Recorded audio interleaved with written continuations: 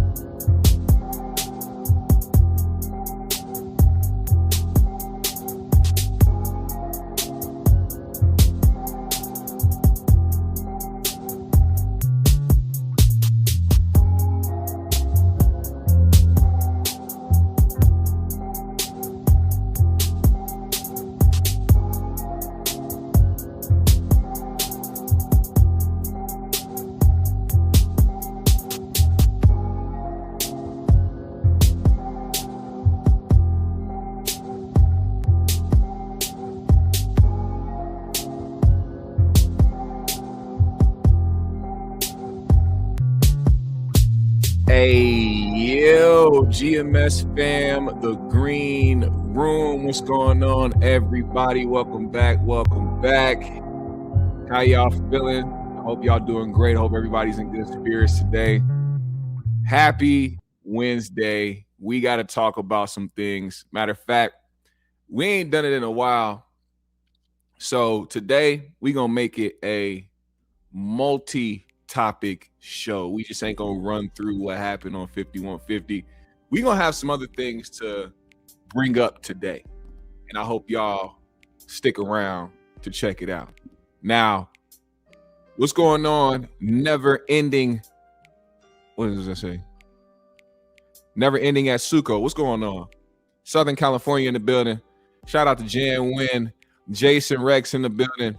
Yuki the Snowman. He said, happy April Fools. Yep. We are definitely going to get into some fools today. There's a few April Fools today. We're going to get into a few of them April Fools, man. It never fails. First and foremost, I just want to say that I appreciate everybody for pulling up. There is something that I want to address that I didn't get a chance to address last week. Now, it seems like my mic is... We good? All right, we good? All right. Seems as though my channel got a copyright strike last week, along with several other YouTubers who talk about Corey Holcomb. That's right. I got sent a copyright strike for a video that was 3 years old. And it was removed from my channel. The video in question was the video of D going off on Corey Holcomb. I think that video had like 100 or something thousand views or something like that. And he sent a copyright strike. So my channel has a strike on it, right? Now, here's the thing. See, Corey's playing a funny game when it comes to the copyright strike that he put against my channel. See, he is doing this thing, and he's already said it on his show several times. He's trying to figure out where people live, their locations, addresses, all that by doing this. Because what you have to do when you get a copyright strike is, if you appeal it, which the video that I have that was taken down could have been appealed But when you appeal that, you have to give your address. You have to give your information. And I was prepared to do that. As a matter of fact, I did do that. I did it. And it's had me type out an explanation as to why I'm appealing it. You know, first and foremost, I let them know this is under the fair use clause. This is fair use. This is under the, you know, rules and guidelines of YouTube.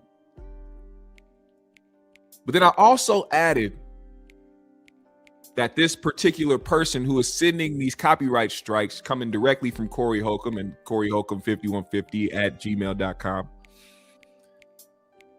This person is actively sending bogus strikes so that he can get people's information to possibly do God knows what with that information. Like, he has people around him that say they want to do certain things for him. I don't know what, but the only thing I could think of is insinuating wanting to go and cause harm to people because they have criticism against you on YouTube, which is probably the most fragile male thing you can do. That is the most like weak thing that you can do as a person who is, and I'm only saying this for him specifically because he's such a shock jock comedian. He's such a, I tell it like it is, I keep it real, and what I say is the truth, and people just get mad at the truth. You're mad at people for having an opinion on the things you say on your own platform to the point where people feel like they have to go and look for people and find out where they live. Sending people on dummy missions is the worst thing that you can do. Especially when, you know, we don't have to say. We don't have to say. All I know is we got the bogus copyright strike. And now, after I typed all of that, gave my address, all of that, when I pressed send, it said I could not appeal it. I wonder why that is. I wonder why that is. I'm still kind of perplexed about it. I wonder why they didn't let me appeal that.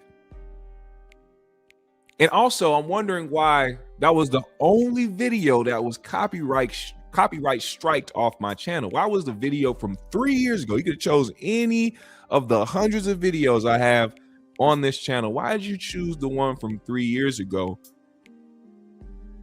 that had 100 and some thousand views? Oh, I know why. It's because that was the easiest video to copyright strike to try to get somebody's information.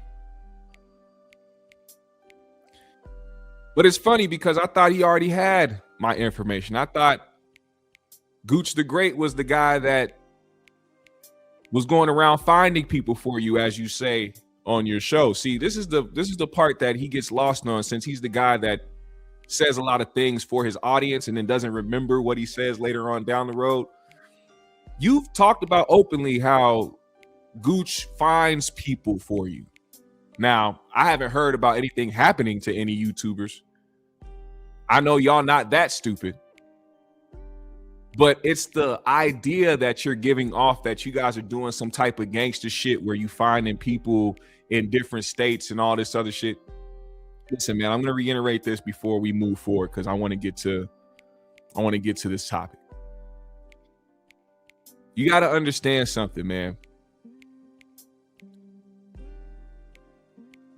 Trying to appease an audience of people that can care less if you actually fall to your knees and crumble in this business is not a good look. That's why people like Chris Spence had to come on his show yesterday to try to talk to him about how he moves. And even then, he was trying to act, he tries to minimize these things because you can tell like that kind of validates his point. You know, Chris said that there are people that are feeding the beast. The 5150 chat room goons, not all of them, but a good chunk of those people who just feel like he does no wrong and that he can and that everything he says is the word and that's what it is and it's all fact, those people continuously feed the beast, and that's the reason why he feels validated in the things that he says and cannot see the errors or the consequences or take accountability, because all these people are saying he's justified in what he's saying. Then you bring on somebody who knows him and has spent years around him and has a rapport and can call him a friend, will sit down and actually say the things that the other two niggas on the show should have been saying to Corey this whole time. But one is just there to, make sure she's doing what she needs to do and make sure the ship is running right, doing the merch, whatever. She really don't want to lose that spot. And the other guy thinks that he can't tell his friend the same thing Chris said last night, because who is he to say something to Corey? Who is he? This is Corey's platform. Why would he need to say something? And then go in on the commenters or the fans of the show who feel like he should be giving Corey that type of level-headed advice that they've seen from Craig in the past. But for some reason, it stops at the door of the Coin Academy. And I can tell you right now, watching the things that Chris was saying and having Craig sitting directly next to him in frame and every single point that he was making while Craig was just sitting there silent watching the chat. Even at one point, Chris was like, hey, help me out. he tapped this nigga like, come on, help me out with what I'm saying. This nigga pulled up to the mic and was still silent. He could not say nothing. And I'm telling you, that's the face of a man who was like, damn, I wish I would have did this a long time ago. Or somebody that was probably like, damn, I wonder where this is going to go. Is Corey going to snap on him? Is Corey going to go off? No, because Corey has told us time and time again that if you are somebody he looks at as accomplished and somebody he looks at as a great and so prestigious in his eyes, you can say things to him. He may not listen. He may not take heed. He may not utilize the things that you said, but he's not going to treat you like he would another individual he feels is quote unquote beneath him. Shout out to Sean Mims for the $4.99 in the super chat. He says, since he's been losing gigs now, he is on this I'm sorry tour. Well, that's another thing.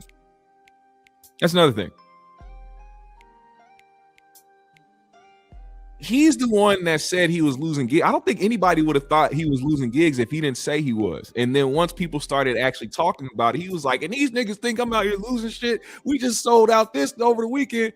Nigga, why are you trying to prove to us that you're not losing shit when you the one who said you was losing shit? We didn't say that. Didn't nobody come up with that diagnosis of your career? You said you was losing shit left and right. You said that. Now, once again, being somebody who is a lot smarter than I look, I said at the time that I felt like he was doing that because he had a play going for TMZ and trying to make it seem like he lost a lot of gigs and losing opportunity and money so that he can build some sort of defamation case against TMZ. But it's hard to build a defamation case against somebody who used to be a lawyer for years and runs the biggest gossip and news outlet platform in America. You don't think that they do their ins and outs and cover their tracks and be on their P's and Q's when they speak on people? Do you know how many defamation cases probably got thrown out of the window when people tried to get TMZ for reporting what was happening? You can't do that. I saw the play. I saw what was happening. But also, I couldn't confirm whether or not he was just doing that to do it to try to build a case or if he was actually losing shows. So guess what? We're going to report on it. Now, people like Flacco, of course, ran with it because of his issues now with Corey and saying how much he's losing. But I think that's the reason why Corey felt the need to try to bring it up. And also the need of him a week ago or so posting up a video of the crowd and asking them, no, be real, y'all. Was it funny? If you believe that you are the man that you say you are every week, he talks himself up, which he should. He should be that confident. If you are a talented act You should be confident in what you do because you can showcase that. You aren't just talking about it, you are showing it, you're proving it. But there's a level of insecurity there where he has to get validation. We cannot escape that. In my opinion, it feels like he begs for validation, which also is the reason why he probably ended up being the way that he was on his show, talking about people the way he was. I mean, he basically exposed the fact that he's been on bullshit for years with Hollywood and different people he spoke on. In one breath, he let it be known, oh man, Jamie, I personally don't believe, in my opinion, that Jamie Foxx is where it begins and ends when it comes to jealousy and him wanting to be around people. So he just started being like, man, y'all not including me. So it's like, fuck y'all. I feel like that's for most of the people that he has spoken on unprovoked. In my opinion, I think that's what his overall inner problem is with Hollywood. And because he doesn't want to come to that conclusion of feeling left out and feeling like he's not being accepted by his peers and people that he is a quote unquote groupie for,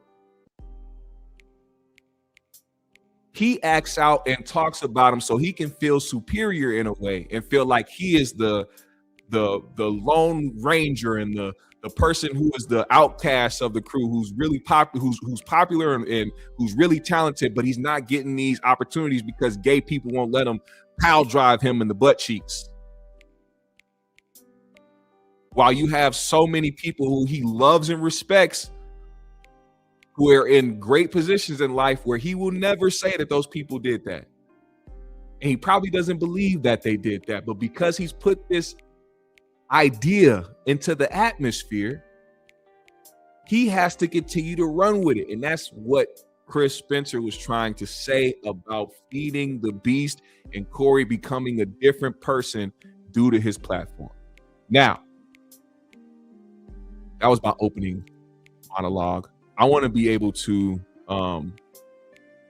play some of this stuff for y'all. Shout out to y'all for tuning in. I was gonna go live last week, like I said. We ended up getting a copyright strike, but on top of all that, man, I had to deal with some shit last week. The reason why I didn't go live, it's been so much going on. Man, stuff that I don't even feel like speaking about, personal shit. But we are moving forward. We getting through it, and we gonna push forward like we normally do. So shout out to y'all. Shout out to Sean Mims for participating and also showing love in the super chat, man. I appreciate you a lot. That helps with the GMS show. Now, let's get to it. Let's listen to this, man. Chris Spencer had a lot to say on the 5150 show, and I'm glad he showed up to do so because Corey desperately needed it. He desperately needed it. He needed a friend to come on the show, and I'm glad. And you know what? I'm not trying to make this people just checking Corey and Corey not listening and Corey just all this other shit. He asked him to be on the show. Now, I could tell Corey's looking for some sort of answers as to why things are happening the way that they are. And he's looking in the direction of his peers and people he respects. But the one thing he doesn't do a good job at is seeing the errors of his ways, because all these years of feeling like everything you were saying was right and you just being rejected by Hollywood because niggas like to bang niggas in the butt has warped his mind tremendously to where he doesn't see accountability. That's not even in his vocabulary. I don't even think he's ever said the word accountability on that show. But we'll see. Listen, let's listen to this. We're gonna go through this here. Chris is going to help me understand some things that I obviously must not see, because I don't think I rub people the wrong way. I think honesty rubs people the wrong way. But Chris, can you help me understand why Hollywood people, even though, I mean, we being honest, when I'm out in the street, people don't act funny with me. Yeah. Because most of the times it's an upscale environment when we go out and party. But people may have that, there go Corey. Right. What I do? A lot. You do a lot. And I don't know who around here is telling you ain't. I'm sure you ain't. Nobody's telling me. Nobody's telling me nothing. You are mean. You are. Well, give me an example. That's what I always ask people. Give me an example. The whole thing with Jaden Will. Yeah, maybe I was a little mean. Okay. So I started at the top of Hollywood. He did. Can I say, because see, I know Chris, ladies and gentlemen, Chris literally knows all these people. So I remember some of the stuff I said, but it's not an excuse though. Let me tell you what the difference is. Okay, give it to me. Because I've seen you since day one here 20 years ago. You would talk shit. It's been 26 years. 26 years. Oh, that you've been here in LA. So I'm talking about, you've been doing this 16. Yeah, it is. Okay, 20 plus years. See, stuff like that makes people, no, I'm joking. There was a little smirk and a smile and a wink and a little something after you said shit. Now it's like there's a vitriol, there's an anger that comes behind some of the things you say, and it's like more painful, if you will. Like you used to go, "It's a fat bitch," and then you do a little Corey Holcomb face, and she'd be like, "I am kind of fat, I should work on it." And now it feels like you go, "Fat bitch, get out of here." Well, I meant it back then, but you meant it both times. But there was a bit of jocularity, some humor towards it. Yeah. You know what I mean? Yeah. You were having fun, and now I'm just going to talk about everything. I think you could talk to me like this. So I love your honesty. So I think with this show, you've become somebody else, right? I think become somebody else. That is a bar, and I'm glad somebody said that. Who knows him? Who can call him a friend? Let me say something real quick. Macaroni Tony said, GMS, they selling wolf tickets, Cuddy. They just trying to scare you. That ain't on that. They ain't on that for real. You good, bro. It's been like that from the beginning. Ever since the first message I got from Goose the Great, I knew that they were on some trying to be tough and trying to be, scaring niggas and trying to act like they pull up and do all this other shit over YouTube. Niggas been on that shit. Niggas been on some was Brack and Blood. Like everybody been, it's been that way. And I have not stopped talking about the 5150 show or Corey Holcomb doing these videos, none of that shit, because I don't have anything to be worried about. They like, honestly, you would have to be the dumbest person in the world to want to send people after somebody, or even yourself try to go and harm somebody over their opinion of you on YouTube. I don't go out here on my channel and say, "Oh, this nigga's a bitch ass nigga and I'll beat his ass," or "Look at this weak ass nigga, he ain't shit, he's soft, he weak." I don't do none of that shit. I think it hurts when the truth is told. Something that Corey said last night that is so profound. The most profound thing that he's ever said in life is that people get mad at the truth. It's the reason why niggas say, you think niggas can bullshit me with the type of narrative where, oh, all he do is talk about me and put me on his page and all of that. We done talked about that shit so many times, it's getting old. He knows it's not about that. He knows it's because it's a random nigga in Minnesota that can read him like a book and can call shit out, and people want to hear it. And it's not just that either. I think that's just been the main thing because so many negative things have happened. We speak about positive things over here when it comes to Corey, but not a lot of positive things happen. I asked somebody who commented on my page one day, like, all you do is cover negative shit about Corey. I said, okay, well, give me 5 things that have happened over the last 5 years that is good that I should talk about when it comes to Corey Holcomb. Tell me. I waited for 5 to 10 business days for this nigga to reply. Do you understand that I never saw shit? It's because they try to escape reality just like he does. If more good shit happen, we talk about it. But it's a lot of controversy, and he keeps it that way. It's not like he's trying to go and give some type of more positive outlooks and all this shit on his platform. He keeps giving people content that reflects on him negatively. That's not my fault. If you want me to report on more positive and good things happening on that platform, you got to do it on the platform. But nah, we not worried about nothing. He got OGs and niggas around him that want to go to war for him. I got YNs, the same thing. We don't have to do none of that goofy ass try to let our nuts hang type shit. As much as you like to speak the truth on the internet, other people should be able to speak their truth on the internet, regardless if it's about you or anybody else. this audience loves this, right? And this, you like Dice Clay. This, not a caricature, not a caricature, but the shit that you do that a lot of people love has fed the beast. You know what I mean? And I think you've become Hollywood. I got the 5150 show. Well, I'm selling tickets across the country. Why do I need that? You know what I mean? So I think. So glad you said that. And then the audience has kind of made you go, yeah, fuck Hollywood, fuck Hollywood. You got to suck a dick to make it. Corey don't suck. Hooray! You know what I mean? He likes a straw down the tip of his neck. That surgery, yeah. But look, Chris. Yes. I'm so glad that you're saying all this because I need this to be said. Right. And I even have been like, I don't need Hollywood. I'm my own man. Yes. But here's the truth about that. In this business, you need allies. Yeah. You need allies. I've always known that, but because I felt like I didn't fit in with a lot of the things that were going on, and it's not just Backdooria. Hollywood, you have to have a very strong head to want to stick in that game. Right. Hollywood is going to work you, and then at the end, you got to hope you got enough to keep that beautiful house that you had while you was working in Hollywood. But I want to say, first of all, you said something about Will and Jada. Right. I will say this. Listen, I don't know Will, but as a man, I was very, very frustrated seeing what he allowed. Right. But it wasn't personal, even though it may have came out.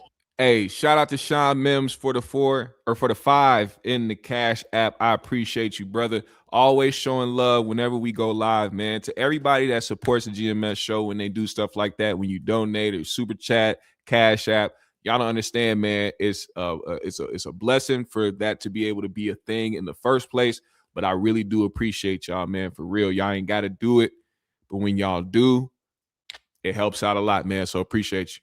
Like that. It's absolutely. I don't dislike Will Smith. I think Will Smith is literally one of the best actors in the game. Sure, but that doesn't give it an excuse to say the shit that you said. Now you can't remember everything I said. That's the thing. I remember a lot of it. What did I say? You called. Because you could tell me. I just remember you called her out kind of name. You called her out of kind of names and how she let this. How could he let this bitch do this to him? What kind of man? That's how I talk. Yeah, but there used to be some humor behind it. So it wasn't no humor with that? Absolutely not. I had a T-shirt that had King Beta Male on it, and we sold all them mother. Because this audience loves that. Do you think it's just this audience? No, you're selling tickets all across the world. I'm just saying. See, Corey is very, very delusional when it comes to that. Somebody's trying to tell you a different perspective.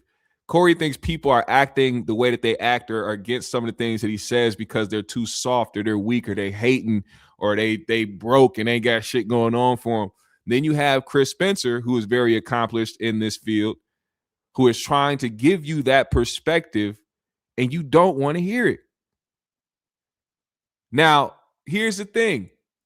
He may be keeping it real when it comes to Jada. I think a lot of us share the same sentiments as Corey when it comes to Jada. All right? Now, we're not saying that what he was saying was wrong, but he was saying it unprovoked. He was saying things, and there's ways of getting your point across without having to talk a certain way about people.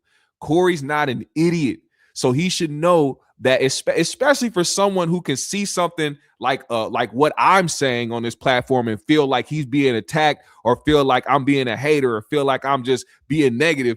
He should definitely see the way that he speaks on people as something that'll come off as wrong. See, he's confused. You'll hear it in a minute. He will bring up the fact that he doesn't act like this to people in person. When he sees Backdooria out, when he's out at comedy shows or out at events, he's very, very respectful. He don't be talking crazy to them.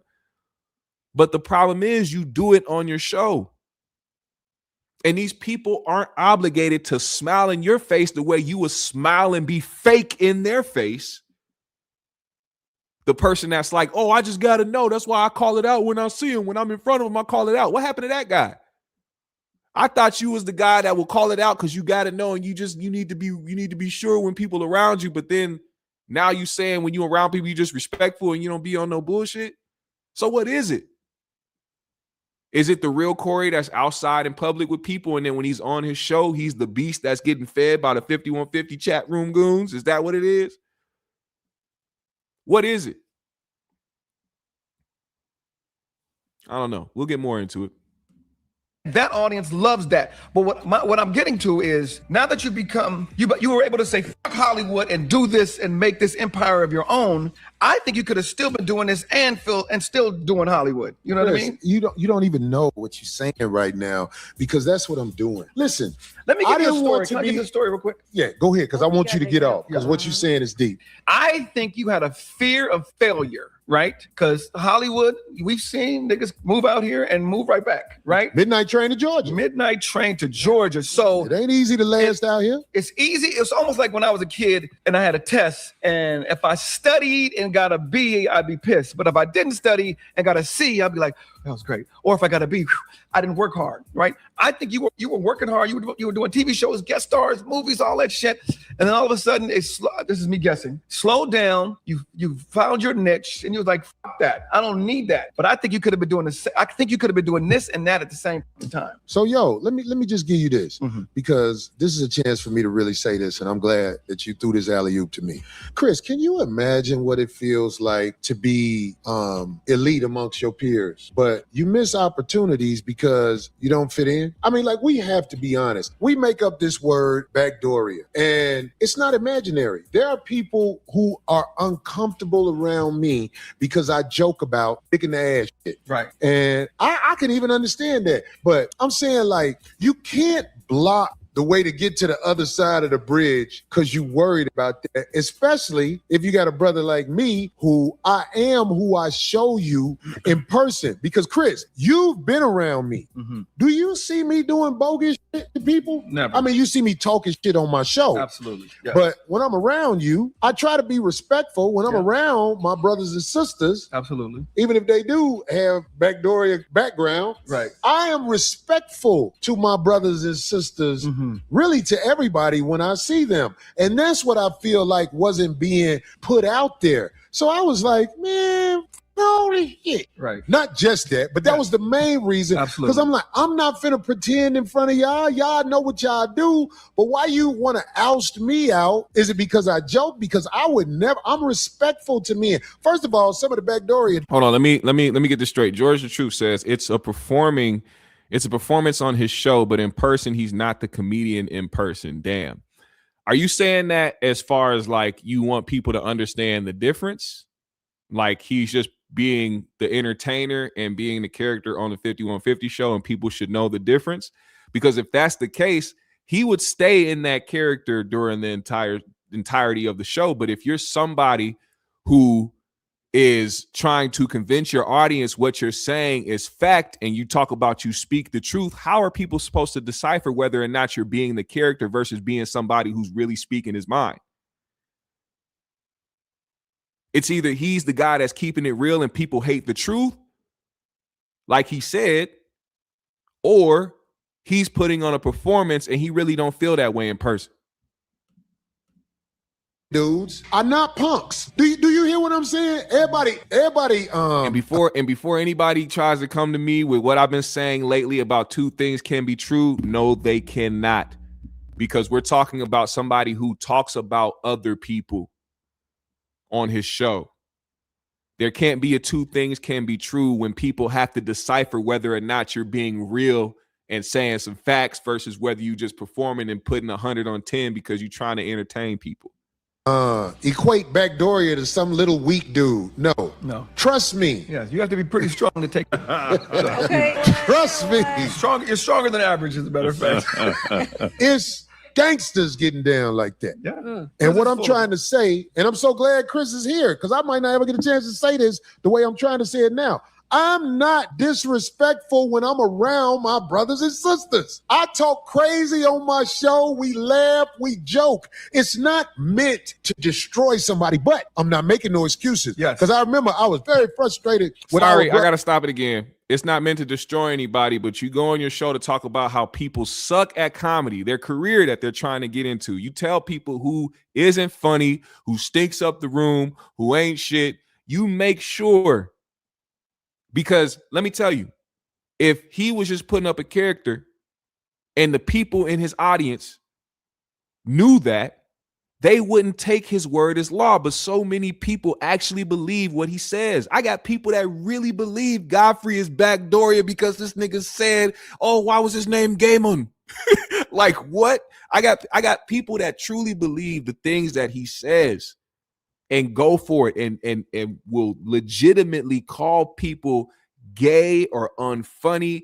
That's literally tearing people down. You're giving people the idea that somebody who you don't find funny or that you don't like is X, Y, and Z, whatever label you want to put on them.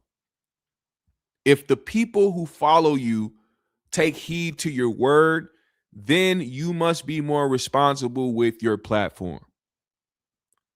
You cannot say that what you say isn't meant to tear people down, because that is what you've been doing for years now, bro. Will Smith, when he wouldn't be assertive like I feel like I would be. Right. But I lost my wife. You know what I'm saying? So I realized my way ain't the definite way to go. But I'll give you another example. Don't put me out there like I'm some dirtbag who's hard to be around. I'm gonna give you another example. When you were talking about Chappelle, right? You said a whole thing about him going and bombing for 5 hours and this shit ain't funny. And then when you came back again later, you like, you know, I kind of misspoke, or you said something like that. He was working out, right? Because that's mostly what he's doing, is working out, because he has the ability, because he is Dave Chappelle, to go up there and work out. Okay. I liked how you came back and said that after, because it was different than saying he's bombing. Because they hate. I don't hate Chappelle. I don't know. You don't have to hate to talk shit about somebody. You don't have to hate to talk shit about somebody. You don't have to hate to talk shit about somebody. I have to hate to talk shit about somebody.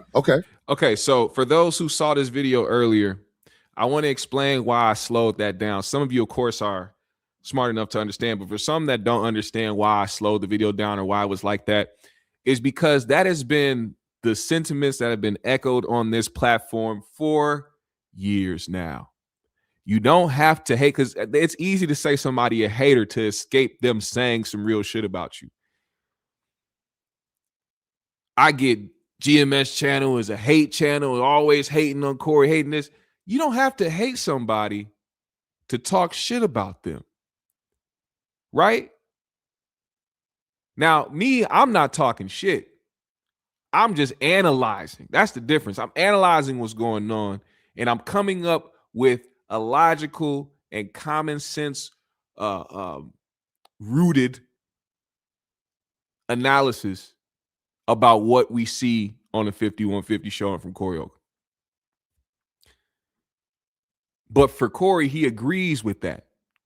He agrees that you don't have to hate somebody to talk shit. See, Corey feels like he don't understand why people don't fuck with him. That's the part that's like, are you delusional? You don't understand why people don't fuck with you. You don't understand why people treat you the way that they do, or they standoffish from you when you come around. You don't understand that. But you also acknowledge the fact that you talk shit about people. You got to pick a struggle.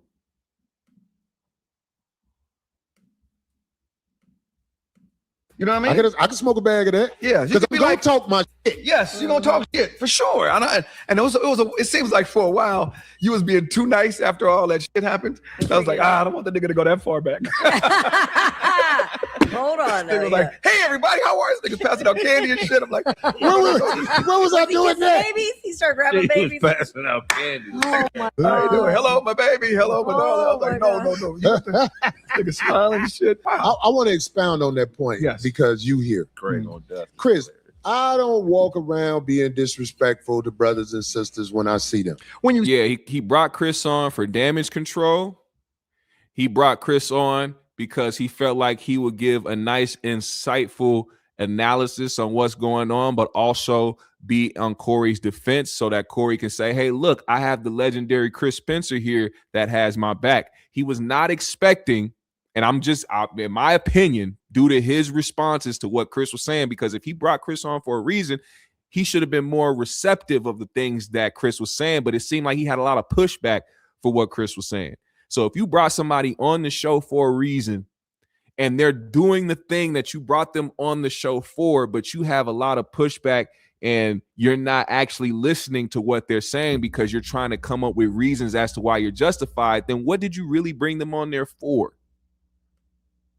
See them. That's great. We're talking about right here is where you're fucking mean. Oh, on my show? On your show, yes. And there used to be a time, like I'm saying, you would say some shit and there would be a laugh at a gig and a blah, blah, blah. But sometimes you like, that motherfucker, he ain't shit. Fuck him. And he does well, you know, that's opinionatal. Because it's like Christ. some people. Jesus Christ. It's funny how somebody is trying to tell me to take accountability. Are you really trying to tell me to take accountability? For me to be accountable. You want me to be accountable. And I fuck with you too, Dad, to the max.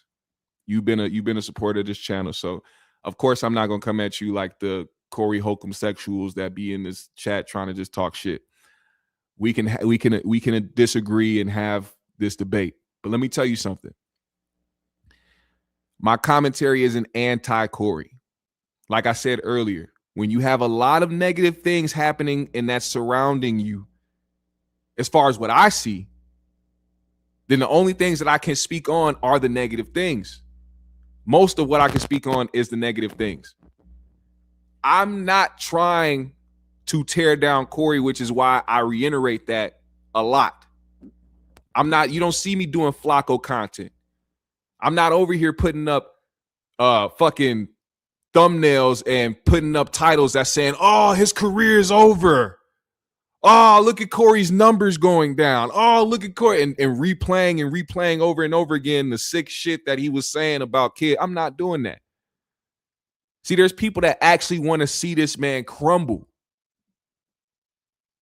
And it's crazy how I got to reiterate this every other week when I go live because people want me to say that I'm anti-Corey or a hate channel. If you don't think I'm neutral, once again, look at what's being said and what's happening in the realm of 5150. Where do you want me to be neutral? Where do you want me to agree at with something I don't agree with? You want me to just blindly agree, or do you want me to actually give my opinion on stuff? I throw Corey more of a bone than most niggas he thinks hate on him. When you talk about being balanced in an opinion, I'm always giving the other side. I'm always saying that Corey could have probably thought this, or this is probably how. I just did that earlier. I literally just did that earlier in the show, talking about how I feel this is why Corey feels this way, giving him the benefit of the doubt. I do it all the time. But I'm also not a person that's going to be blind to what's happening. And this is all just conversations surrounding this shit. Like it's not that important. it's not that important. But it's entertaining and it's sort of fun to do, to sit here and talk to y'all and have this dialogue. So I understand where you're coming from, but please understand that if you watch me and you've been here for a while, you know that I try to give him the benefit of that. I try to see it from his perspective, but it's hard when he contradicts himself a lot. You can't be the guy that says, oh, you ain't got to hate somebody to talk shit about them, but call everybody a hater who disagrees with you.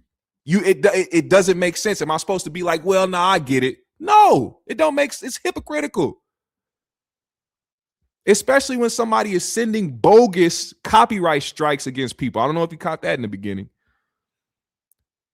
But he's sending bogus copyright strikes to people to get their address and get their locations because he doesn't like what they say about him. Yet he can sit on his platform and talk about a lot of people and a lot of things and stand on it. Like the situation with Bo P. Bo P wanted to address Corey calling out the Uptown Comedy Corner for recording comedians without their permission and making money off their videos online. Bo P said a comedian by the name of Marcus Combs got recorded. He had knowledge of it. He approved it with his permission, with the club and all of that. And he wanted to make that known. Now, I will say, I don't know where that clip is, I have to go back to see if Corey mentioned a single comic or more than one comic, because if he mentioned more than one comic and Bo P only mentioned one specific comic, then he's dodging trying to reveal that they recorded more than just one. But if Corey just found out that somebody's set got recorded and they posted on there and he was trying to comment on it and he was wrong, him publicly blasting him, he should publicly apologize for it or publicly set the record straight. That's my point. I see it from both sides. I always bring up scenarios where different things I always do that. But when you have something that's so blatant in front of your face, how else do you want it to be talked about? How else do you want it to be talked about? He said, I'm not coming at you, bro. You know that. Of course I know that. And you know I don't fuck with him either, but your show is Corey based and truly like your show. I'm speaking on us commenting on each other. You're not Flacco facts. Yeah, no, trust me.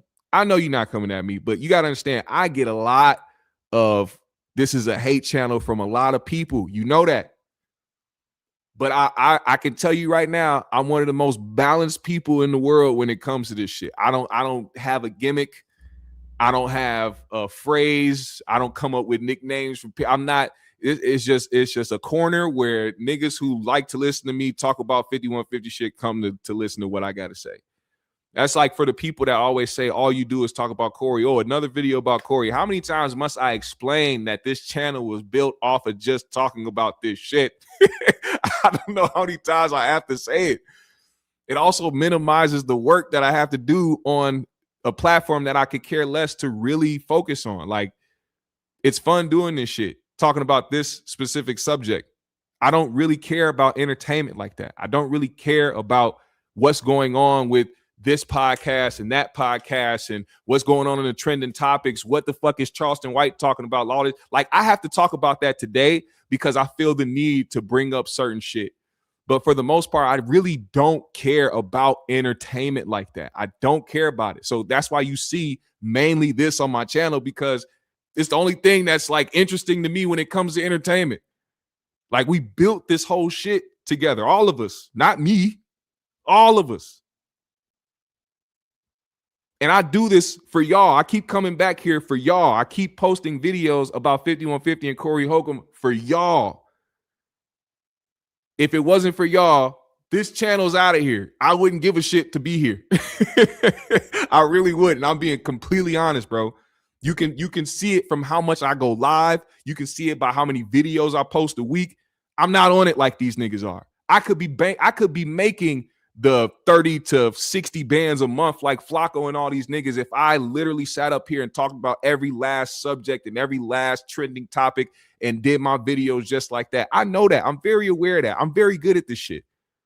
I do it all by myself. A lot of niggas got to do video forms so that they can edit shit and do all this. I can talk for 2 straight hours without having to edit nothing, having to pause nothing. I don't even have to play videos. But I do this shit for you niggas. And I appreciate y'all. And I appreciate Dad to the max because he has been here and has challenged things that I've said, has disagreed. And that's what this is about. Me starting as a fan of 5150 and a fan of Corey and disagreeing with how he handled the Zoe Williams situation.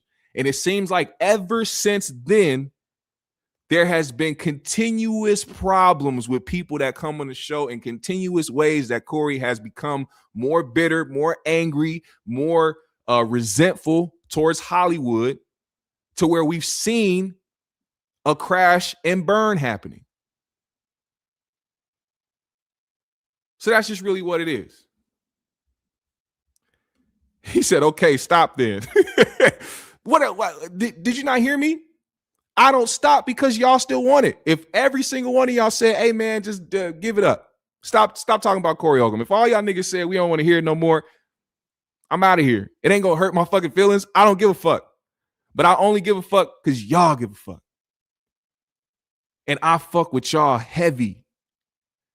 And I'd be damned if we sat up here all this time building this little tiny community and just abandon it because a nigga's just like, well, I don't feel like posting a video. Nah.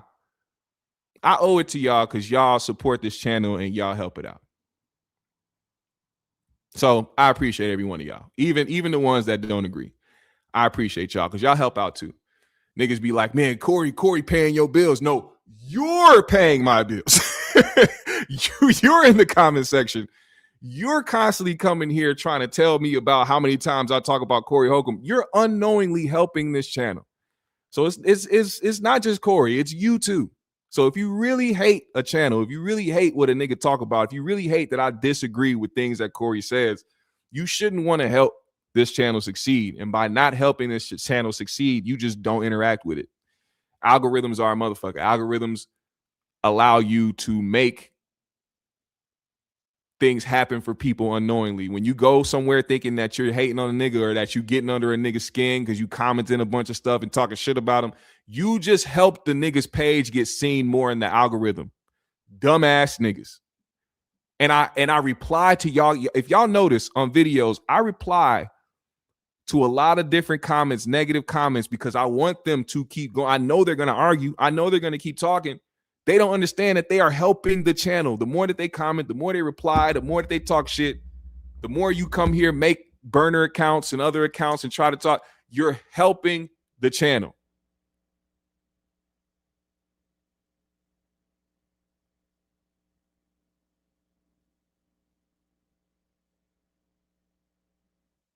Now, anyway, let's get to it.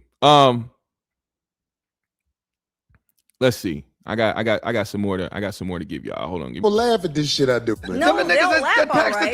Yeah, they'll laugh all right. I'm so glad you said that because I just left Columbus, Ohio. We had sold out shows, and people are sitting around acting like, "Oh, Corey." I'm like, Corey, listen, I'm good. Listen, Corey, for sure, you are the fucking king of that. But now we're talking about this transition, right? Transition to you wanting to, you're fucking writing songs. And wait, this is important. The transition to wanting, Chris, is not what it is for real. I have been in a cave for years. Yes. Just doing this and touring.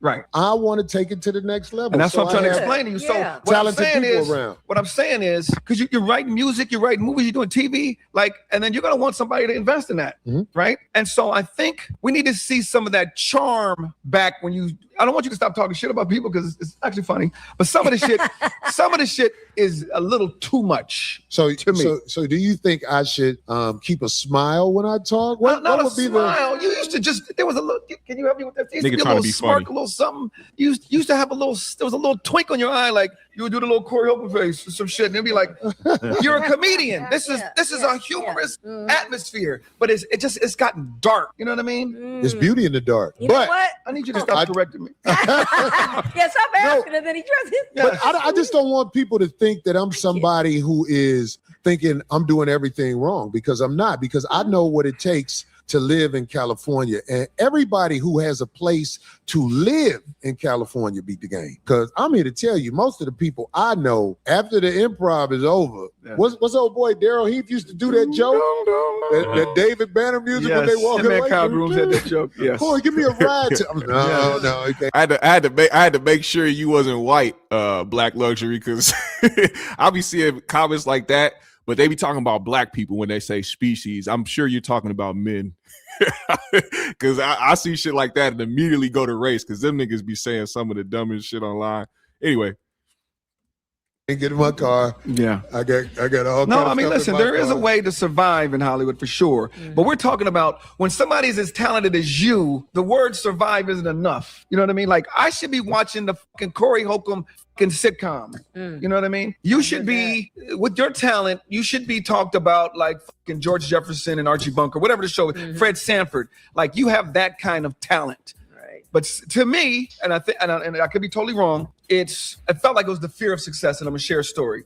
Paul Mooney, one of our greats, Jamie Masada at the Laugh Factory was trying to get the LA Times to do a big old story, first front page spread on Paul Mooney, right? And so he said, Paul, be here Friday at 8. They're gonna do a story on you. Paul didn't show up. Oh, dang. Calls Paul the next day. Paul, what happened, buddy? Oh man, I'm sorry, I got caught up. Blah, blah, blah. Next Thursday, 7:30, be here. Paul doesn't show up. The dude's like, what's up with your friend Paul? And he goes, oh man, just give him one more chance. He gives Paul another chance. Sunday at 9 or whatever it was. Paul didn't show up. The dude's like, hey man, this Paul dude, I don't know what to say. Mm-hmm. They're closing up the store, the Laugh Factory. Paul comes walking up the street drunk. He goes, why didn't you? What happened? Why? He said, fuck Hollywood. Fuck this Hollywood shit. I don't need it. And that's how I sometimes felt like you were getting before we had that conversation. Like, I'm fine. You know what I mean? But it's like, you're the dopest dude in the playground. Like, we see you differently. You know what I mean? I see you and like, I see you doing more than this. Chris, you know that Hollywood is very taxing on confident people. Yeah. If you're a confident person, Hollywood is taxing on you. Mm-hmm. So what I've done is go out here in this world and I've branded myself. Mm-hmm. And now I'm getting ready to jump back into the Hollywood game with this Corey Holcomb brand. Now, this isn't conventional. I don't know if anybody else has ever done it because I'm at an age where Hollywood will be like, who is that? Oh, he's been out here. I haven't been out there. I've been in the underground, growing, doing this mainly 16 years. I don't think I missed a week. So my plan was not this, but I have decided, you know what? There's not nobody like me in Hollywood. There's nobody like me. Or at least I don't think so. I'm going to step my foot back in the game because I believe I'm branded in a way where they wouldn't try to take that brand from me. I'm Corey Holcomb. If Corey Holcomb's in a movie, I'm going to be Corey Holcomb. Just like John Candy. He became who he is through Hollywood. I didn't, but I don't believe my brand can be taken away because I'm not going to be in Hollywood with, stretch pants on and lipstick. Right. I'm just not going to do that. But I believe what I've created can make people excited when they see me in maybe a movie or whatever. All of us because I went to Joe Coy and the other brother, Gabriel Iglesias concert, and it blew me away how many Filipino people knew who I was. I just want to be honest, for somebody who really does like speak highly of themselves, a lot in third person, might I add, he does get like beside himself when he realizes people know who he is. Corey still feels like he may be too underground when it's like, nah, you are known across, a wide spread of people and media across, in the comedy sector. You're well known. People know the name Corey Holcomb. It's just that I don't know if it is too late for him to do something in Hollywood. He's almost 60. I'm not saying that as an entertainer, you're too old to entertain, but has he dug himself too deep of a hole for Hollywood to accept him and to give him an opportunity that would bring him some sort of generational wealth before his time is up? Do you think that he regrets a lot of the things that he has said about Hollywood? I know he likes to say, you know what I mean? Like he believes in the shit that's going on his platform, but do you think Corey really wants that opportunity? Do you think that he could make it happen, or is it too late for him? What do y'all think, man? Let's talk about that before we move forward. He also brought up something else that was very interesting because, he brought up Will Smith and the things going on with Will Smith. He said he was in Philly not too long ago and he ran into Charlie Mack, and he said Charlie Mack was like kind of standoffish. He didn't really mess with Corey like that. Like he said what up, but it wasn't the regular like, oh, what's up, Corey? Like he wasn't excited to see him. And I think that gets lost on Corey when he speaks on certain people, the same way it got lost on him before he realized. I think he didn't realize it until that moment when they were both on the show that Chris Spencer was somebody who was down with the Smith family. So when he brought up Will Smith and Jada, Corey immediately was like, oh yeah, I went too far with that one. Because you got to remember, these are people these aren't just isolated celebrities who are bigger than life and just be on some throne somewhere that people can't get to them. There's so many people that are connected to these individuals who are in your space that think the things that you say are detrimental to the people that they love. And a lot of people aren't going to pull your move. A lot of niggas ain't going to pick the chicken up and take a picture showing all they fronts. People like Charlie Mack definitely isn't going to hold his tongue or pull no punches for you or going to act fake in front of you. This is why he had such an issue with somebody like Tony Baker telling him to his face that he didn't mess with him because he was in a lot of bullshit. If you're somebody who's used to smiling in people's faces who you talk shit about, you're going to think that people should do that to you or that you deserve that same grace. When that's not grace, it's just not being genuine.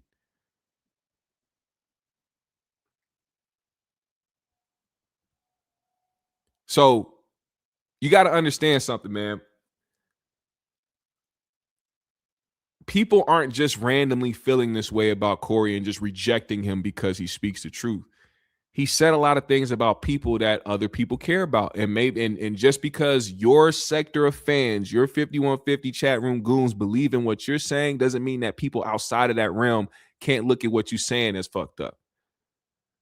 There may be some truth in things that you say when it comes to Will or Jada or anybody that you speak on, because you're allowed to have an opinion on anybody. Corey can talk about whoever the fuck you want to talk about. He can say whatever he wants to say about people. But there has to be a level of self-awareness when you do it. You cannot be delusional or feel like, oh, well, I'm just speaking the truth, and these people don't want to hear the truth about each other. Like when he talks about gay people and talks about how people are ashamed about what they do behind closed doors, he's talking about people he's never seen or doesn't actually know are gay or not. So when you speak about Jamie Foxx, right? I don't know if Jamie's gay or not. I've never seen Jamie engaged in a gay relationship. I've never seen secret hidden video or secret text messages. There's never been, I haven't seen a lover, a male lover come out and say that he was dating Jamie Foxx. I haven't seen none of that. But you put that in the atmosphere, what do you think people are going to do? They're going to stay away from you, especially if somebody does have a secret lifestyle. If it's not affecting you, that's another thing I don't understand. If a nigga's on the DL, and you're not his target, why are you trying to catch his attention? Can anybody answer that question? Because I've seen a lot of people say that it is important for niggas to know who's gay and who's not in the room if you are on the DL. But if I'm somebody who you're not engaging with, or we're not like friends and we don't hang out and do stuff together, why do I care what you're doing in your bedroom when I'm not there? And never gonna be there. We're never gonna interact. We're never gonna do shit together. I see you out just because I'm in the space where a bunch of people gather at comedy clubs and different events. Why am I fixated on wanting to know if you are gay or not, especially somebody who isn't trying to come out the closet? Please answer me that. What is the point? I've seen niggas come up with that excuse, but they've never said why it actually matters. If they're not getting hit on, if they're not getting approached, if a nigga not flirting with you, why does it matter what a nigga in the corner who you think look gay? Why does it matter if he tells you if he's gay or not, or DL? What and what sense, what common sense does it make to believe a nigga's on the DL and think that he's supposed to come out to you? Like Corey's the all backdooria king that needs to know when niggas is gay. You got to tell me or else it ain't real. Why do niggas got to come out to you? What made you the nigga to come out to? Think about that. If a nigga's on the DL,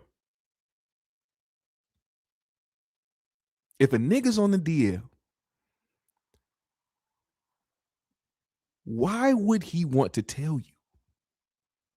A nigga that ain't come out to nobody, not his family, his mama, daddy, grandparents, best friends, but Corey Holcomb, he got to know.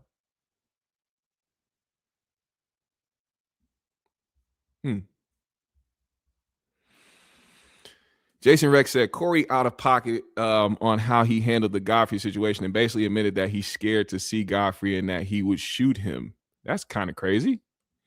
That's kind of wild. Macaroni Tony said Corey answered it last week. He said that he dirty Mac Jamie because he was jealous he couldn't hang with Jamie or a part of his show. That's what led people to believe that if Corey was actually accepted in these circles, that he might dabble in some fruit booty activity. Now, do I personally believe that?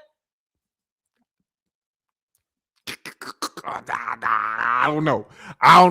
But the way he spoke on the Drake and calling himself a groupie for Jamie kind of seems wild. And just saying that you wanted to be accepted. Like for all these years, you've been saying that these niggas was DL and backdoory and participating in all this stuff in behind closed doors. And then all of a sudden, years later, you're saying, well, I just wanted to be accepted by him. I just wanted to hang around him.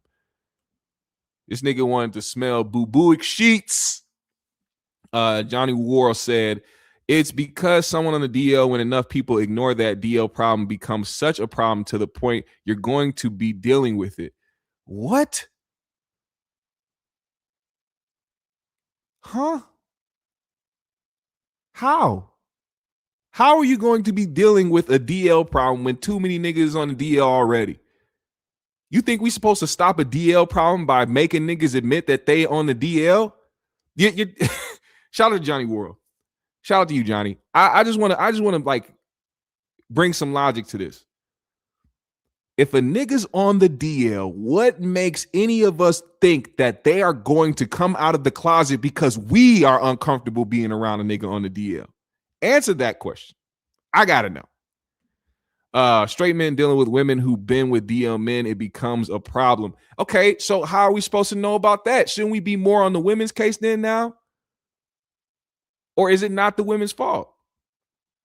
Because they don't know. How are we supposed to maneuver this situation? Nobody has ever come up with a logical solution as to what we should do when it comes to niggas on the DL, besides just approaching niggas who we think are on the DL. And it's crazy because you can think a nigga on the DL, you can accuse him, you can ask him if he is, and if he say no, what the fuck you supposed to do about it? But assume.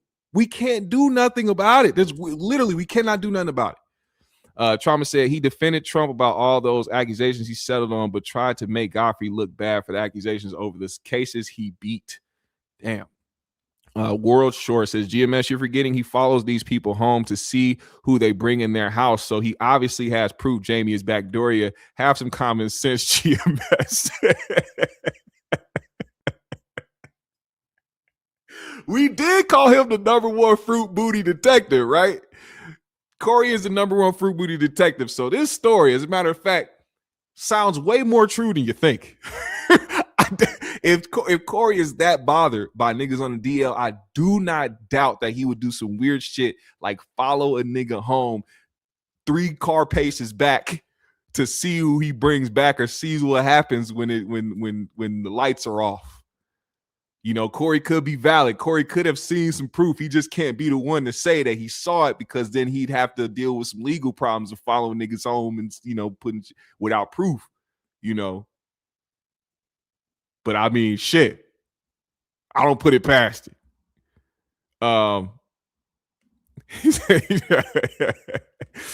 Extraordinary said, I don't think Corey would put on the dress, but he might wear a wig. Nah, I don't know.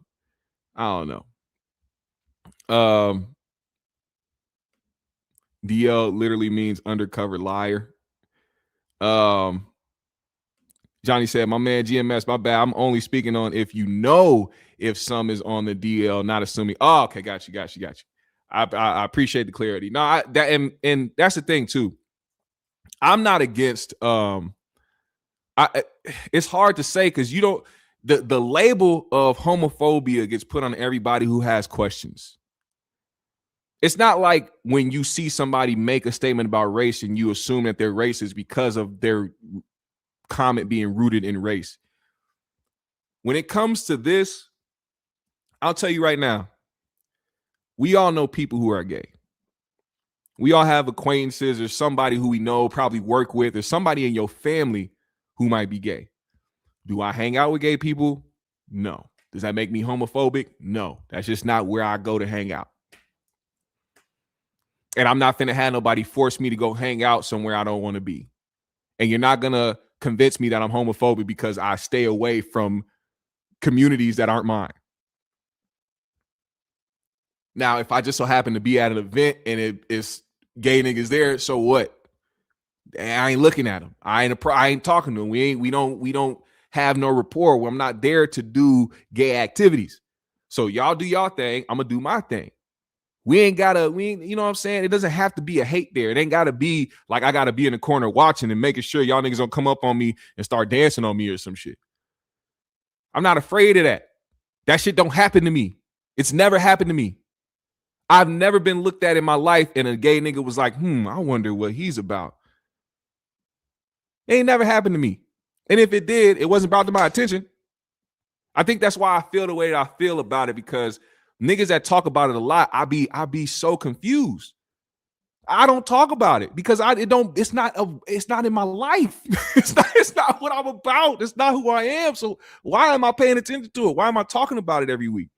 That'd be the main question for people like me who think logically, who hear so much backdooria talk from Corey. It's like either something happened to this nigga, somebody tried him, or it was some childhood trauma, maybe, I don't know. Or he just really is that older nigga who just doesn't fuck with the LGBTQ community.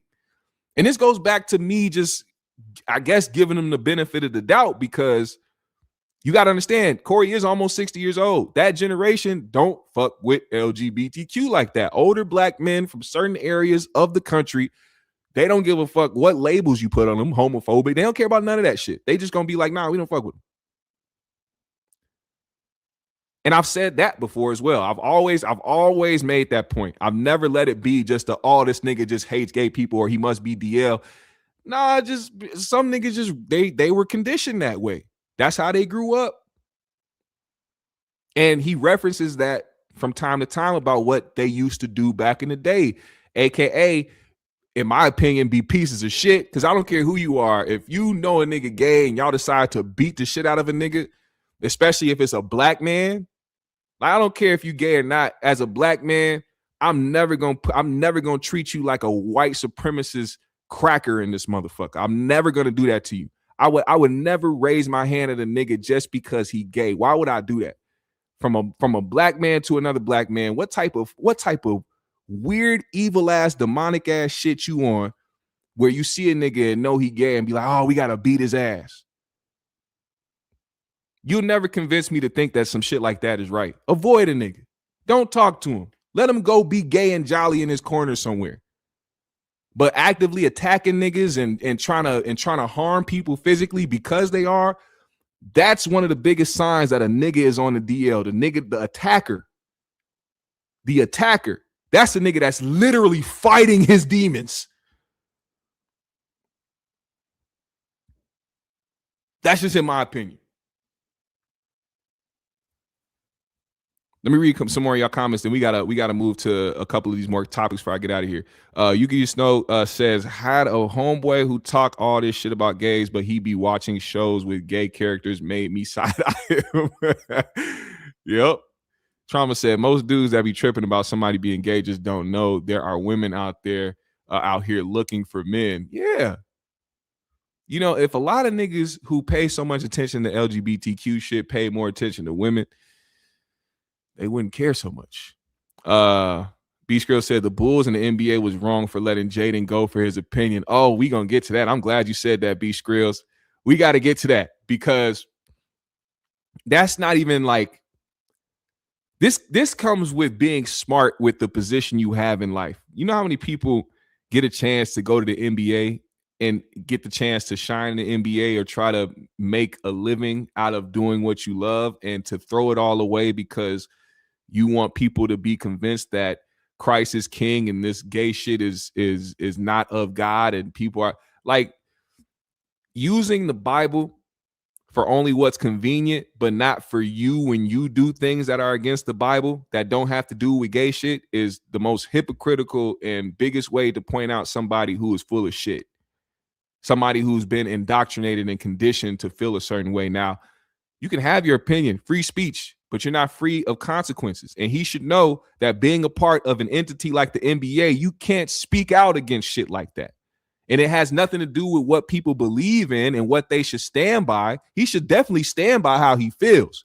Please stand behind what you believe in. But please understand that when you're in this world and you deal with certain entities, freeing your speech does not free you of consequences. You don't have a safety net because you're a part of a major organization. As a matter of fact, they will get rid of anybody. If LeBron James did this, trust and believe, they will find a way to chastise that nigga. We're talking about $1 billion, trillion company. They don't care about right and wrong. They care about money.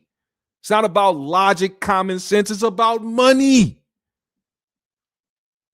It's not about being what's the word, man? It's not about being tolerant. You ain't got to show tolerance towards another group. They don't care. They don't care about black people, gay people, straight people, white people, none of that. They care about greenbacks. So the fact that he decided to go out his way to do that is on him. I don't think the Bulls in the NBA are wrong because of the simple fact that he should know better.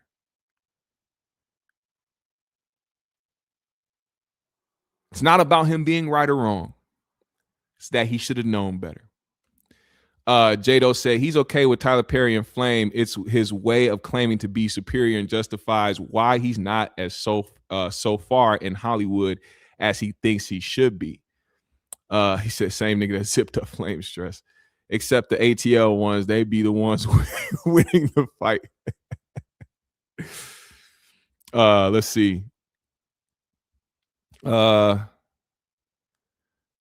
He said, hey, some gay niggas can fight. Don't underestimate them. No, Corey said that last night. There's gay niggas that can fight. Never just think that because a nigga gay that he's soft.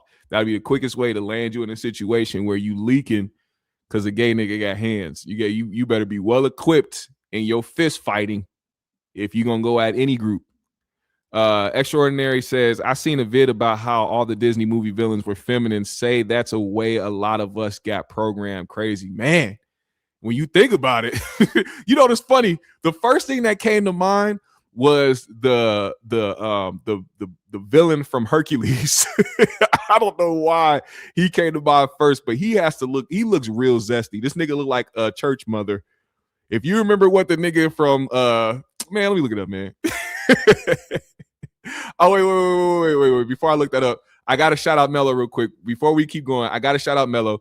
Shout out to my folks over at Mello Premium hemp brand. They got what you need from your THC seltzers to your chocolates to your soft hard candies. Pause. They got everything that you need. They are derived from straight hemp products and THC products that are premium for you and the people who enjoy it. They want to bring a better, more enjoyable experience to those who partake. So if you want to go and purchase any products from Mello, very fair prices, very good prices. They ship to a lot of places. Matter of fact, they ship everywhere. So I saw my guy from Tennessee who said he was looking for some Mello products. He was trying to get some.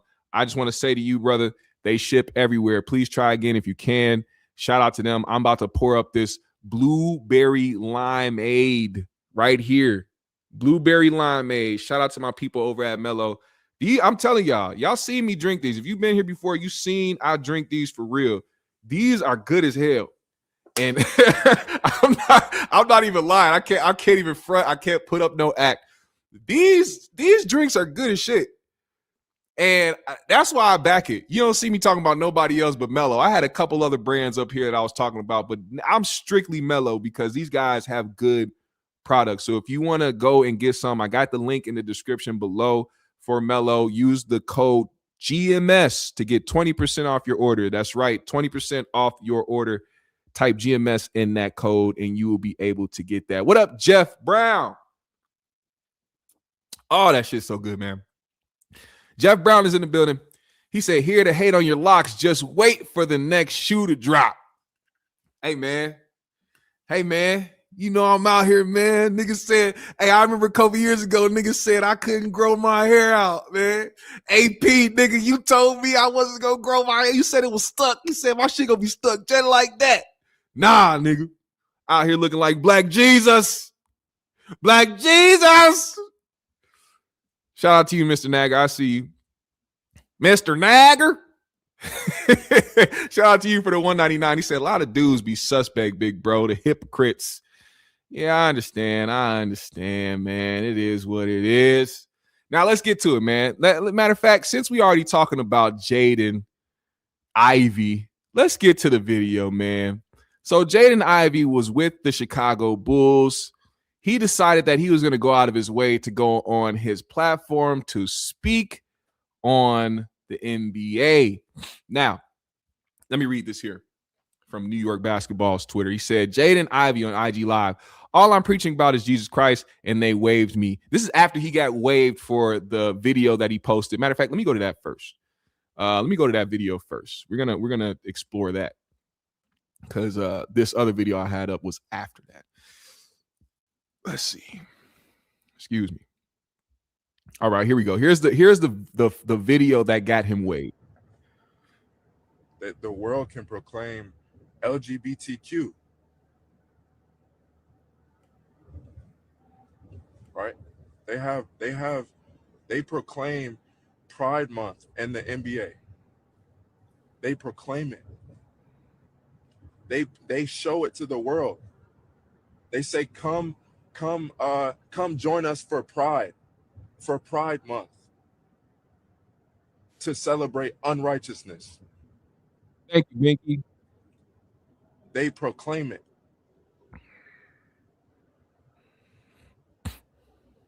They proclaim it on the billboards. They proclaim it in the streets. Unrighteousness. So how is it that one can't speak righteousness? How is it one that how are they to say that man, this man is crazy? George, did you not see that Jeff was clowning me from my hair? He didn't say, wow, your hair looks luxurious. Your hair looks so great, man. Wow, I love your locks. This nigga made a joke, man. How could you take it so literal and so offensive?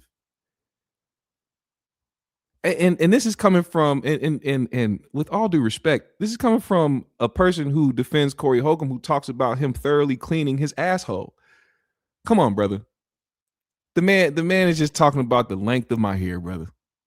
Come on, bro. Come on, bro. Anyway, I look, as much as I am understanding where he's coming from, like I said, there are certain things that you cannot do when dealing with this organization.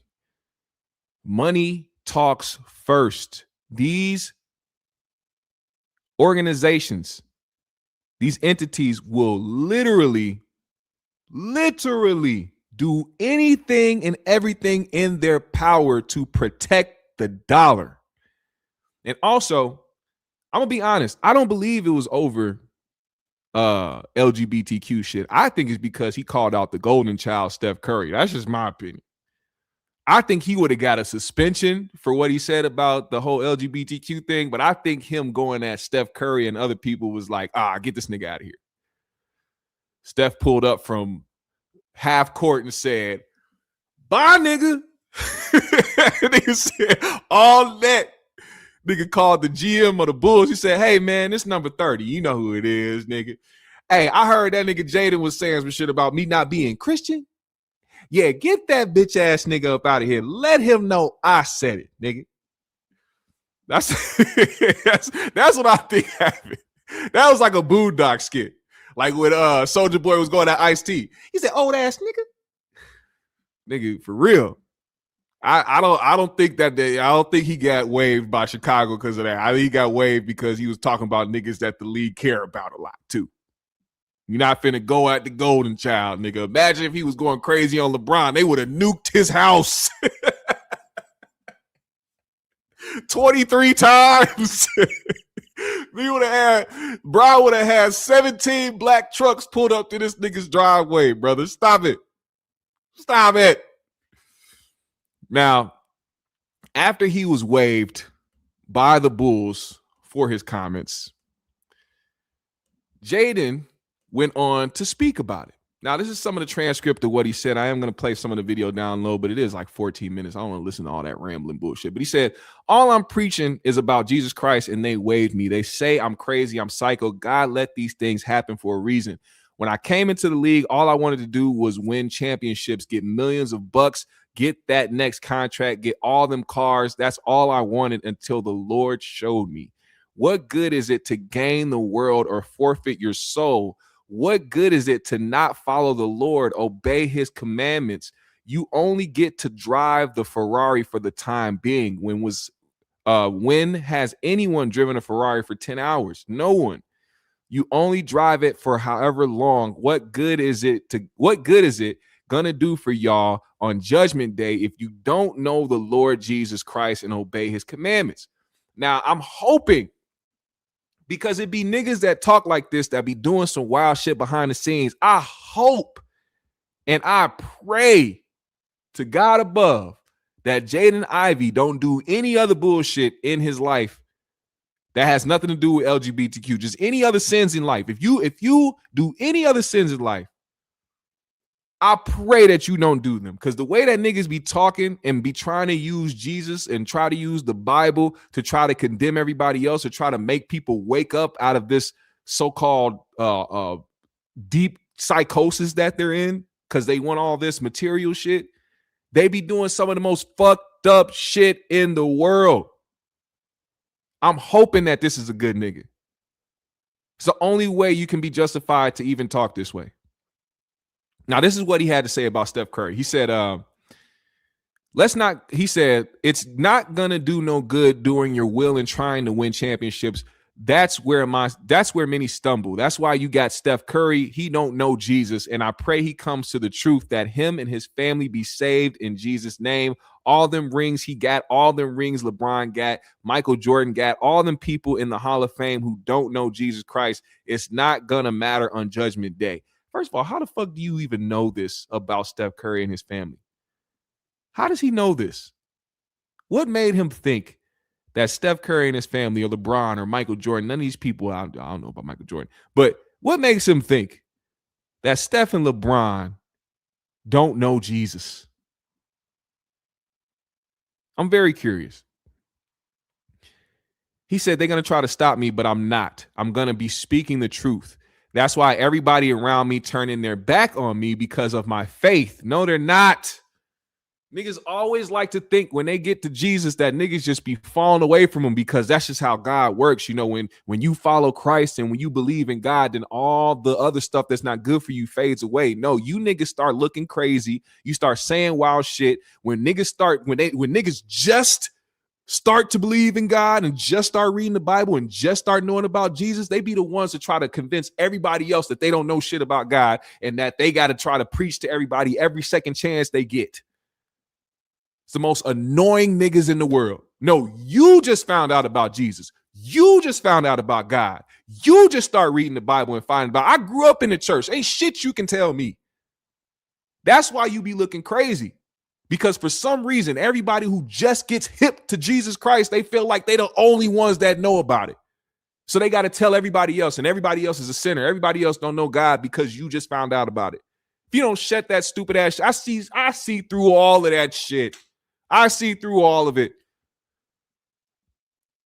See, when people go out of their way to say something and they face the consequences for it, now they got to do the thing where they got to justify their actions and make it seem like it's everything else besides them that fuck their opportunities up. Goes back to the shit we were talking about with Corey. Didn't nobody make you go online and say that shit? Nobody made you go online and say that.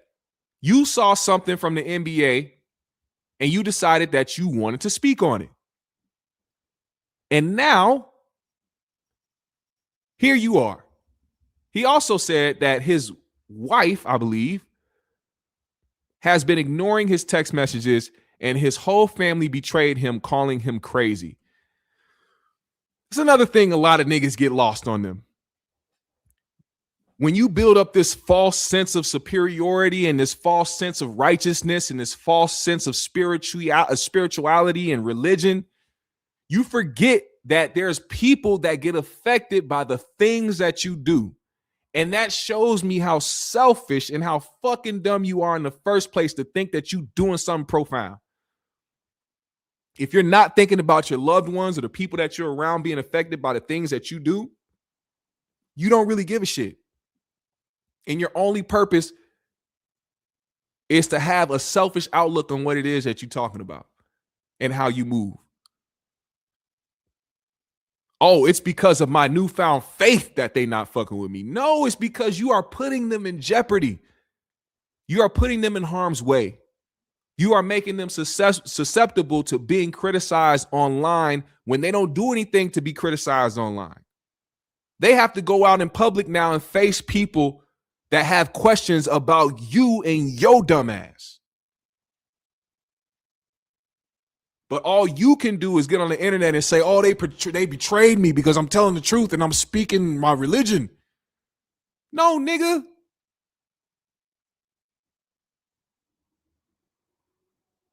Oh, my God.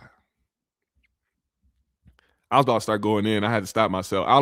Because that could really be some mental things that he's going through, and it has nothing to do with religion or anything like that. Nigga probably just ain't in the right mind. Honestly, I was waiting for this nigga to show up in a hotel room somewhere eating handfuls of Vaseline. You know what I'm saying? Listening to Donnie McClurkin and shit. Listening to gospel songs. I am here. You don't have to worry. This nigga was eating globs of Vaseline. Shout out to Stephon Marbury, man. You a legend, man. Minnesota legend at that. One of the coldest point guards to ever live, man. Shout out to Stephon Marbury. But nigga, you was eating Vaseline in the hotel room, my nigga. Why? I mean, like, this is what leads to that type of shit. Because they think that they seeing demons out here on the court and in these offices and in the boardrooms and shit like that. And now when you losing opportunities, you can only contribute it to the fact that, oh, they're against your religion and not against you lashing out and doing whatever it is that you're doing unprovoked.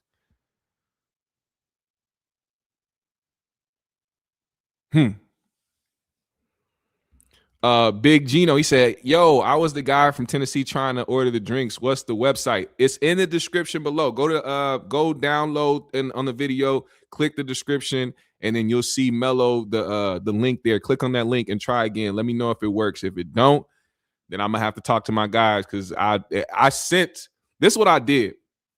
I'm such a good business partner when it comes to these brands, that when I saw that comment, I immediately screenshotted it and sent it to my guy and said, hey, let me know where y'all send stuff to so I can let people know what cities they can purchase stuff from. And he replied and said, we ship everywhere. I don't know what happened. I don't know how, but we ship everywhere. So try again. And if it don't work, I'm going to make sure to put the word in, and I'm going to make sure they know, so that they can figure that out for you, because I want to try to get Mello to everybody that I can possible. She said, I didn't need that visual. No thanks. What drugs make you do that? I don't know what Stephon was. I think he was really having a mental breakdown. I don't think it was drugs. I feel like his movements would have been more erratic. I really think the way he was moving and what he was doing, that was a real mental breakdown. And I'm very glad he got up out of that and got to go to Beijing and do his thing out there and play ball overseas, because he became larger than life over there in China. They love that nigga like Michael Jordan. So shout out to Stephon Marbury, but you was tripping, man. This nigga was putting his whole hand in the Vaseline jar. How the fuck was you doing that, man?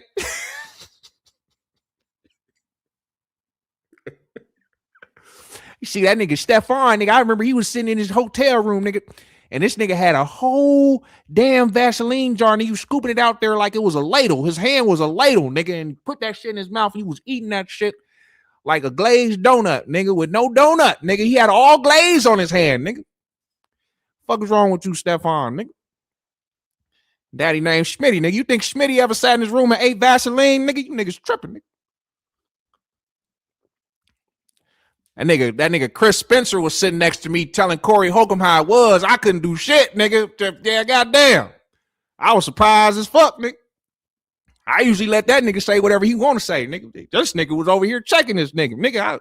He tapped my shoulder like, nigga, what the fuck I'm supposed to do? I ain't never said shit to this nigga. What you want me to say now, nigga? Shit.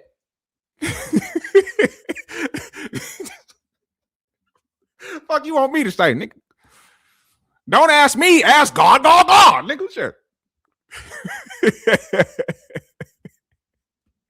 Anyway, let's keep moving forward, man. I got a couple more topics before we get out of here. So we are debunking this right here. I knew it when I first saw it, but the internet ran with it because they have amnesia. Also, the repeating of constant viral videos make it seem like certain things just came out to the public when it probably came out a year or 2 or 3 or 4 or 5 ago. Somebody edited a video of Chris Brown kissing a girl on stage and then edited in another video from another concert, a separate concert of a guy standing there watching his girl get violated on stage. And I knew right away, but the internet didn't. So there was a whole debacle on the internet saying that Chris Brown kissed somebody's wife on stage, and they were trying to make it seem like this whole thing. Come to find out, it's not true. This woman was nobody's wife. She actually came out to dispel all of this. She said, how I feel thinking with the internet thinking I'm somebody's wife. She was like on vacation somewhere alone. But the video was superimposed. There was another video attached to it. Let's actually see what was attached to it.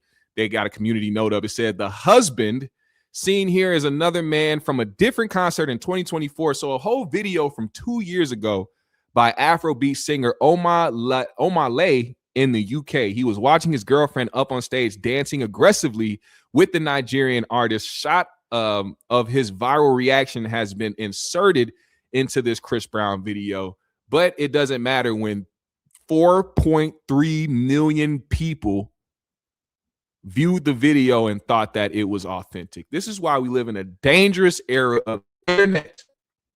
There's not enough common sense and way too many lies being spread.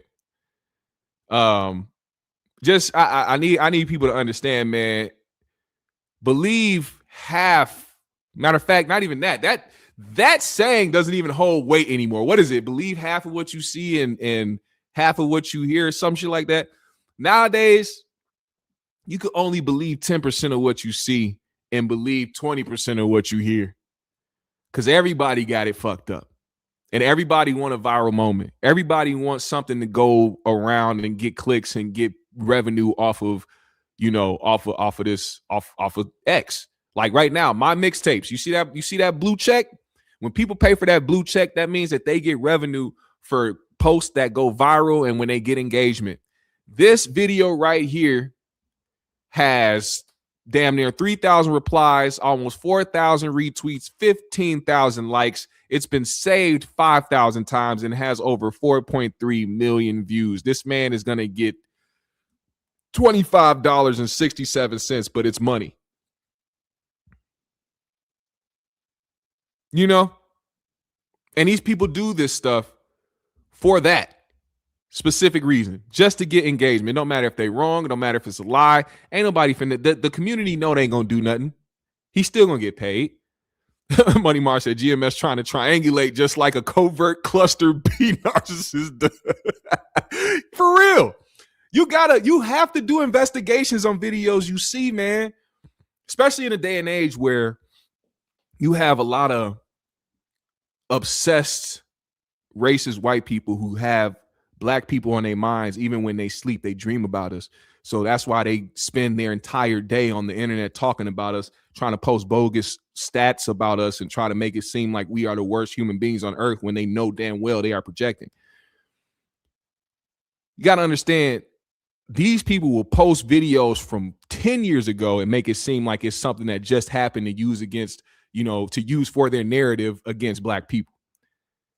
And I love calling that out. As a matter of fact, one thing I love doing for anybody that has X, I just want you to know, one of the best things you can do for rage baiters and racist people who say wild shit about black people on the internet, report their posts. Report it. Do not engage. They want you to. Most of these people have blue checks to their names because they need the engagement. I don't even know if these people are really racist. They just know it triggers people enough to reply to them on the internet. When they don't get replies, when they don't get interactions, they don't get paid. They don't get the 30 cents they get a month. Let these niggas starve. Report they shit so they can have to go to another page and pay that. Make them continue to pay Elon Musk to be dumbass, bitch ass niggas for no reason. They gotta continue to make. I seen a nigga in his bio say, "This is my 10th account." These motherfuckers are lame as hell. Bitch ass niggas that's obsessed with black dick. So they gotta post shit on the internet all day and try to trigger black people all day. I don't get triggered. I report your shit. They X your shit out. I done got so many accounts suspended and banned off of Twitter just because they think it's cool or funny or they trying to get some engagement. Get your bitch ass out of here. Go make another account and pay Twitter again, yo, $4.99 or $6.99 a month so that you can sit up here looking like a bitch ass nigga. And the best part about it is you have to have a certain amount of followers and engagement to be able to get paid or qualified to get paid anyway. You can't just pay for Twitter and automatically be eligible to get paid from it. You have to meet a certain requirement. So every time they restart a new Twitter page, they got to try to get up to 1,000 followers and have at least 1,000 views on each video. So make it hard for them. Don't say nothing. Just keep making it hard. Keep making them spend their money for nothing. It's great. He said it's them Indian bots. Yeah, man. Or not even just Indian, just bots, period. If you see the stats, I tried to look up the stats. They don't want to put it out there. But X has a alarming amount of bot accounts that go in there and engage with people, and they take replies. This is how Grok and these AI systems learn how to respond to people. They go through a variety of responses through different people on the app and come up with their response, their most logical response out of all of the responses they see about a certain subject. So you can ask Grok, how many black people commit crimes in America? They're going to take the regurgitated responses and statistics that all these racist white people put out there and post it right there. We're talking about an AI bot that is learning from humans. So somebody can look like they're a human typing back to you. They really not. That ain't no conspiracy. That ain't me trying to make people be like, oh, well, is this true? No, it is true. That's a factual thing that is happening on the internet. Factual. Elon Musk can't defame me for that. You can't hit me with a lawsuit for that because it's proven that X has a large amount of bots that help push narratives, and is specifically pushing narratives against black people in America. That is a fact. Now, let's get out of this era. We got a couple more things to speak on. I just want to point this out because, I live here in Minnesota. And one thing that has been going around is people talking about the Somali community here. Now, because I've lived in Minnesota my whole life, and because I've experienced Somalian people my entire life, I feel the need to give my opinion on it. I think I'm qualified to give my opinion on it. Like every group of people, we have people that do fuck shit. When it comes to this fraud thing, it's not missed upon me in my mind that when it comes to fraud, you cannot get away with it on a major scale being black or brown in this country. You really can't. Niggas was doing PPP loans for $50,000, $100,000, even up to $1 million, maybe. I don't know. But that's chump change to the government. They'll go get you when they can. You mean to tell me a group of Somalian people got away with billions of fraud? No. They were contributing to the fraud. What happened was the face of it, which is crazy. The certain demographic of people would love to put the face of that fraud as a Somalian person, but the face of that fraud, the Minnesota daycare fraud, is a white woman. She has not been plastered on the news. She hasn't been plastered on MAGA sites. These people on X don't talk about it. This nigga Trump still goes around talking about Somalians and fraud in Minnesota and how they. But the face of the person that led the charge That was the reason why billions of dollars were defrauded in this daycare scheme, was because of a singular white woman. And when they put her face up, they blurred it out. I specifically remember when they showed the face of this woman, they blurred her out. Now, you care so much about fraud. Why is it that Trump pardoned this man here? I mean, I can give you a reason why just by looking at the top of his head, but President Trump granted a full pardon to Jewish nursing home operator Joseph Schwartz after he served just 3 months of a 3-year sentence for nearly $40 million in fraud schemes. Federal prosecutors said that Schwartz refused to pay payroll taxes that had been withheld from employees' wages across 11 states. Schwartz reportedly paid $960,000 to lobbyists Jack Berkman and Jacob Wall to secure the pardon from the White House. So this nigga nearly paid $1 million so that he can be pardoned. And you want to know the worst part about it is? He got pardoned and got set free 3 months into a 3-year sentence for almost $40 million in fraud schemes, right in time before he had to pay out retribution for what he took from his employees, which means the people that got frauded, the people that got their taxes taken away, the people that got millions of dollars in all together as a whole are not going to see that money because their president, who put America first, decided that this man's freedom was more important than them getting what was owed to them. Interesting, right? You would think that was bad, but I'm about to show you something that is way much worse. Trump also pardoned, you all know that he pardoned a lot of people from January 6th, a lot of people that participated in the insurrection, right? He pardoned a lot of people from that. In fact, he pardoned everybody. Didn't matter what their background was. It's crazy. The man that wants to get all the criminal illegals off the street, the rapists and the killers and all these shits. I've never seen a president pardon these many sexual offenders in my life. Birds of a feather flock together as predators. See, Trump pardoned a man by the name of, let's see, where's this man's name? William Raymond Catrone.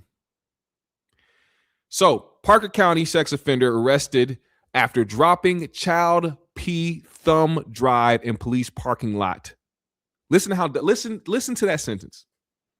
Also, this is how you got to know you one of the most diabolical pedophiles you've ever seen in your life, because why are you just willy-nilly carrying around a thumb drive with child porn on it?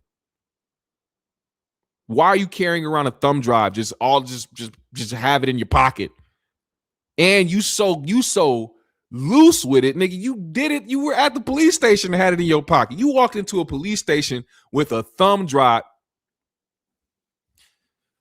Weatherford, Texas. A routine compliance check for a registered sex offender ended in a first-degree felony arrest after the man accidentally dropped a thumb drive containing child pee in the sheriff's office parking lot, authorities said. William Raymond Catrone was taken into custody by Parker County Sheriff's investigators after a visitor found the device on the ground and turned it over to personnel. According to the sheriff, Russ Author, Catrone had just completed a mandated appointment to verify his registration information on March 18th. I guess he's like, hey, man, I'm already a registered sex offender. I might as well go all the way with it. I might as well just go. I might as well just carry. Hey, y'all niggas know it. They got to put the signs in my yard, so I can't hide from it. It is what it is. I might as well enjoy what I like. Fucking weirdo. He said, so they say that surveillance footage from the exterior of the building showed the thumb drive falling from Catrone's pocket as he reached for his car keys. When investigators examined the drive to identify its owner, they discovered more than 2,000 images and 100 videos of child P along with selfie photographs of Catrone. A twist of fate and bad decisions would lead to his arrest. Catrone returned to the sheriff's office at the request of investigators, where officials say he provided a full confession. A subsequent search of his home conducted with the assistance of Weatherford Police and the Texas Department of Public Safety uncovered additional electronic devices. On March 20th, Judge Craig Townsend issued further warrants against Catrone, including possession of child P, depicting the sexual assault of a child under 10, oh my God, and failure to comply with sex offender registration requirements, which means not possessing any of that shit. Catrone is being held in the Parker County Jail on a $750,000 bond. It should be $700 million. This is the kind of criminal that we love to catch and put behind bars. Sergeant Shane Cartwright with the Parker County Sheriff's Office told Fox 4. This is very interesting, man. I can't for the life of me figure out why anybody would want to partake in something this egregious in life. I can't for the life of me figure out what the attraction is for grown-ass men to children. I cannot figure that. I don't know what it is. You got to be a sick, demonic ass nigga to do shit like this. And then for somebody like who's just not self-aware, somebody like Donald Trump for pardoning somebody like this, it's weird, man. It's weird. And you got to be a dumbass nigga to go to the jail where you are checking in as a whole sex offender to carry a thumb drive with over 2,000 images. Come on, bro.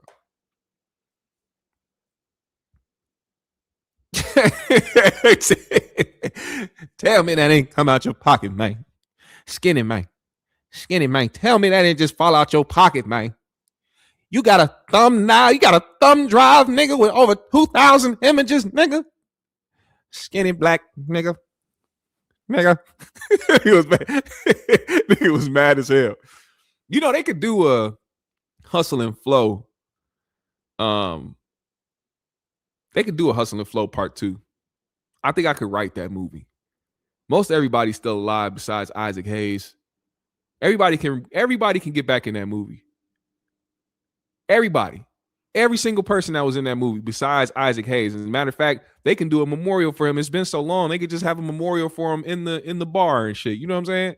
That would be a good movie to watch Skinny get out of jail.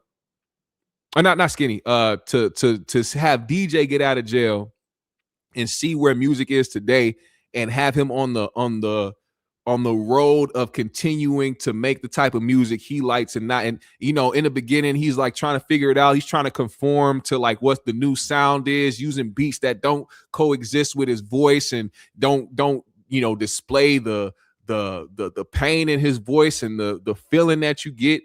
And then he finally gets back to that mode of him making the music and convincing himself that what he makes is good enough for the universe. And then we get one of the hardest songs once again in the movie later on during the climax. I'm telling you, I could write some shit. Put me in a writer's room, put me in a producer's room. Let me come up with some ideas. We can get it cracking, man.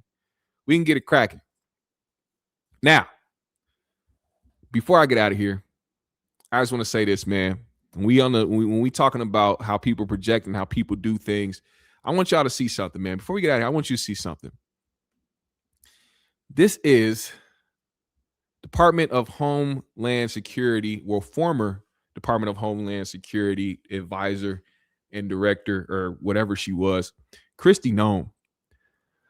Her husband just got put on blast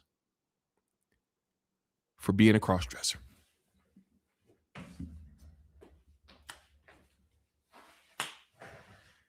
You mean to tell me the party of people that is so against trans people and so against all that shit, talking about no niggas at women's sports, all this shit, you niggas be behind the scenes doing titty pictures and selfies and shit, nigga? What you wearing on your chest? Fuck is you wearing on your chest? I'm telling you, the people that care about certain things so much so to the point where they build their whole identity around it are the people who really on the down low. And let me just tell you something. Kristi Noem, she's not a saint either. This bitch looked like she pegged niggas. She got the face of a bitch that like to put on a strap on and show her man who's boss. This motherfucking butch face ass bitch. We don't fuck with Kristi Noem anyway. You tried to call American citizens domestic terrorists who got killed for absolutely no reason by ICE agents. For anybody that don't believe what happened or think that anything else should, or whatever the fuck, I don't care. Being here in Minnesota, let me tell you something. We have one of the biggest communities that come together for each other. If you don't believe in community, if you don't believe in people coming together for a cause, if you don't believe people fighting against a tyrannical government the way that y'all try to talk about it for years before this Trump regime came in, I don't want to hear nothing about nothing when it comes to what they did out here in these streets. They killed 2 American citizens. And these punk ass niggas got on news television to say that these were domestic terrorists.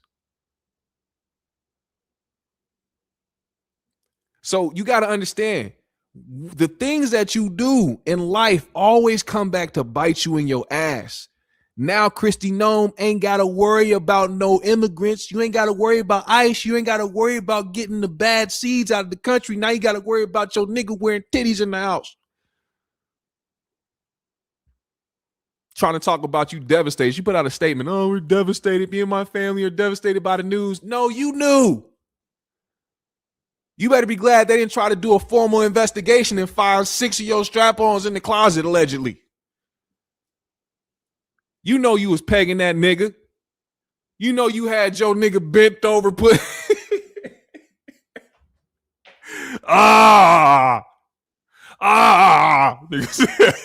nigga was grunting.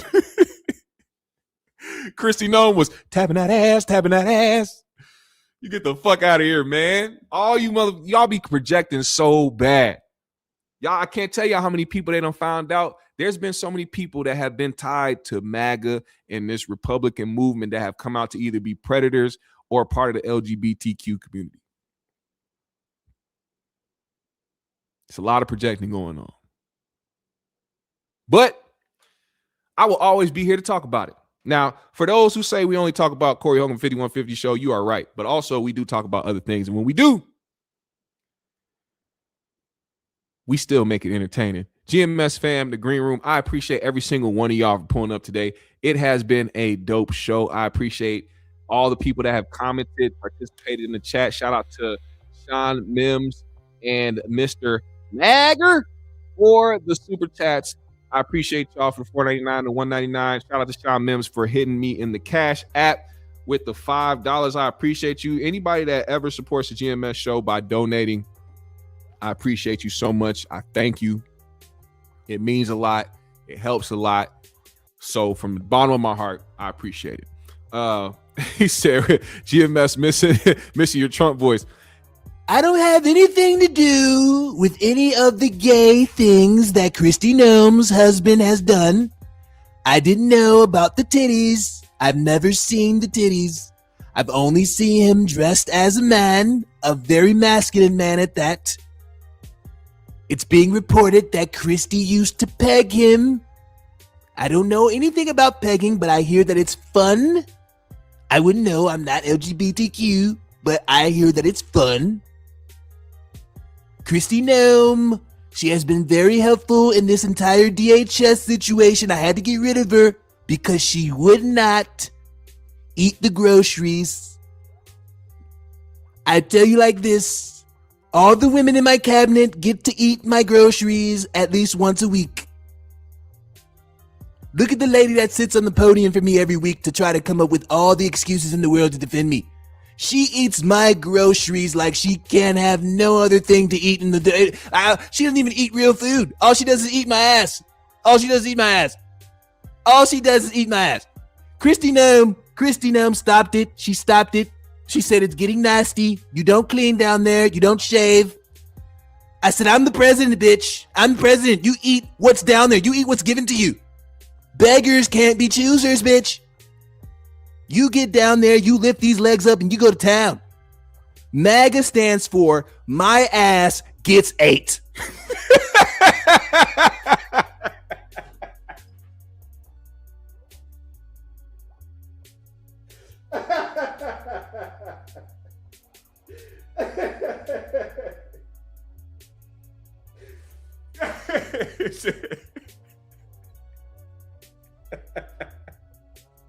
Hey, I gotta get the fuck out of here, dude. I gotta go.